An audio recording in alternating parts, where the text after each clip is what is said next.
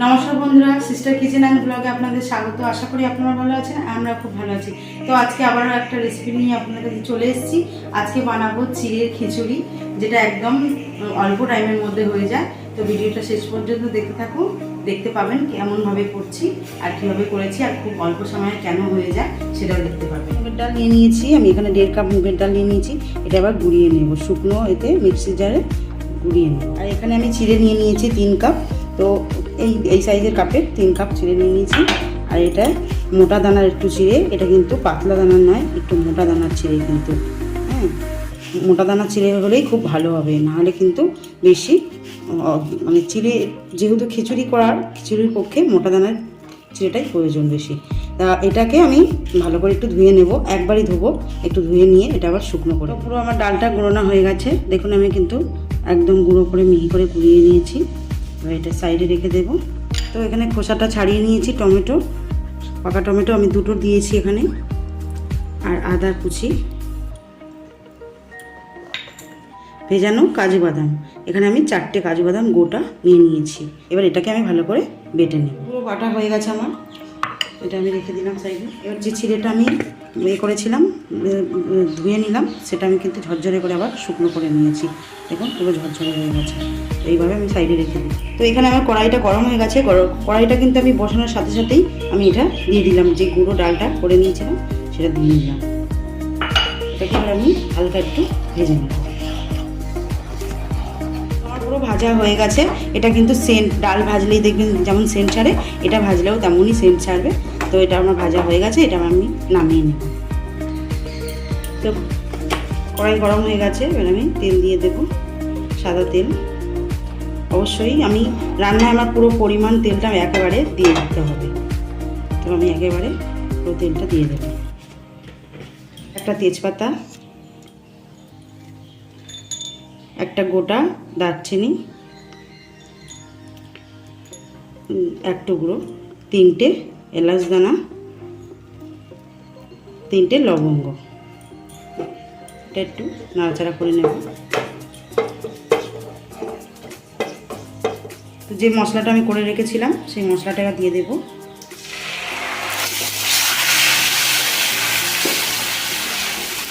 আমি 5 মিনিট নাড়াচাড়া করব, 5 মিনিট মতো এটা ভাজতে লাগবে। তো আমার পুরো দেখতেই পাচ্ছেন তেলটা কিন্তু উপরে উঠে এসছে। এবার এখানে আমি দেব হলুদ গুঁড়ো, অবশ্যই পরিমাণ মতো দিতে হবে। লঙ্কার গুঁড়ো, ঝালটা আপনারা আপনাদের মতো দেবেন। চিনি,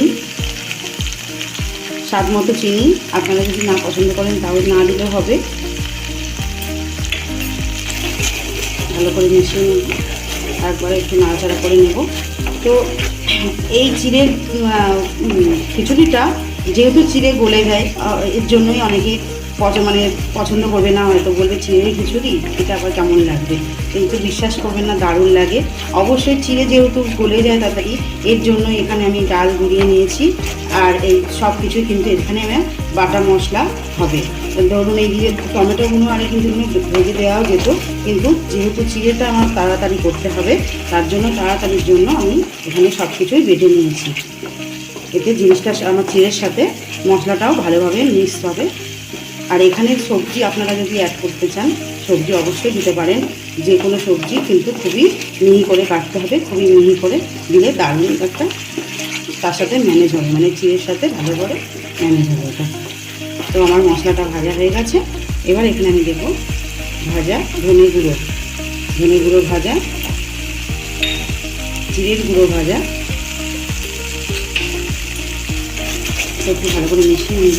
এবার দিয়ে দেবো আমার এখানে মশলার জলটা, যে মশলাটা বেটেছিলাম আমি সেই জলটা দিয়ে দিলাম। আর একটু জল দেব।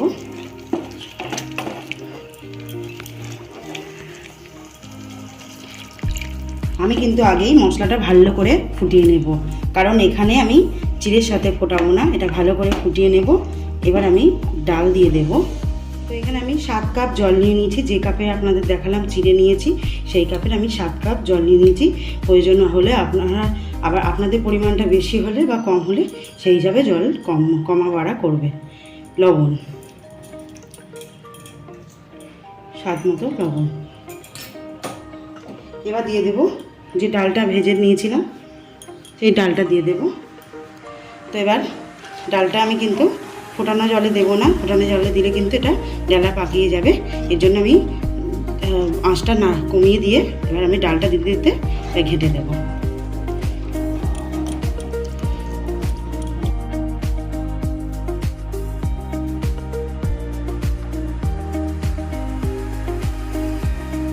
আমার কিন্তু অনেকটা ঘন হয়ে আসছে, দেখতেই পাচ্ছেন পুরো কিন্তু টেনে নিচ্ছে, একদম ঘন হয়ে এসছে। এবার এখানে দেব ধনে পাতা, ভালো করে মিশিয়ে নেব। তো প্রয়োজনে আমার একটু জল দিতে লাগবে, আর একটু আমি জল দিয়ে নেব। আমি 3 কাপ জল দিয়ে নিয়েছি। তো 3 কাপ জল দিলে আমার পুরো ম্যানেজ হবে, তো এর জন্য আমি 3 কাপ জল দিয়ে নিয়েছি। তো গ্যাসটা আমি পুরো ধিমি আছে, একদম ধিমি আছে দিয়ে রেখেছিলাম। তো এবার আমার পুরো রেডি হয়ে গেছে, দেখতেই পাচ্ছেন পুরো গলে গেছে কিন্তু, একদম পুরো রেডি। এবার আমি দিয়ে দেবো এখানে চিড়েটা।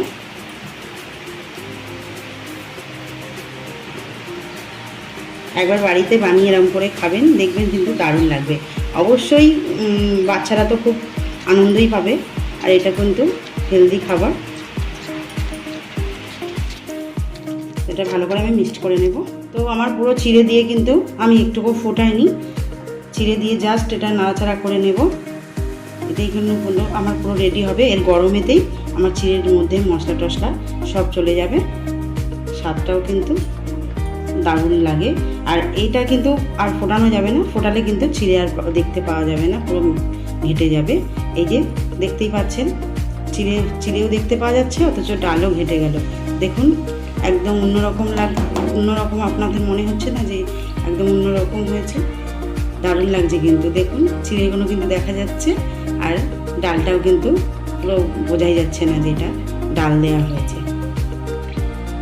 একদম যেমন খিচুড়ি হয় তেমনই হয়েছে কিন্তু, দেখুন। তো এরকমভাবে আমার মেয়েকে আমি বানিয়ে দিয়েছি অনেকবারই, কিন্তু ও খুব ভালোবেসেছে, খুব ভালো লেগেছে ওর। বলে মা দারুণ হয় কিন্তু এটা, আমাকে আবারও করে দাও।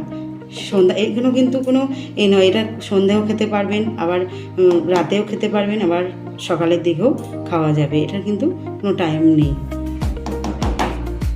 তো পুরো রেডি হয়ে গেছে। এবার আমি একটু ঘি দিয়ে দেবো।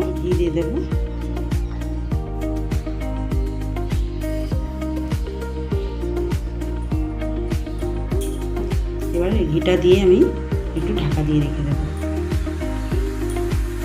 এটা কিন্তু দারুণ লাগে খেতে, দারুণ। আপনারা অবশ্যই ভালো লাগলে বাড়িতে অবশ্যই একবার ট্রাই করে দেখবেন, দারুণ লাগে।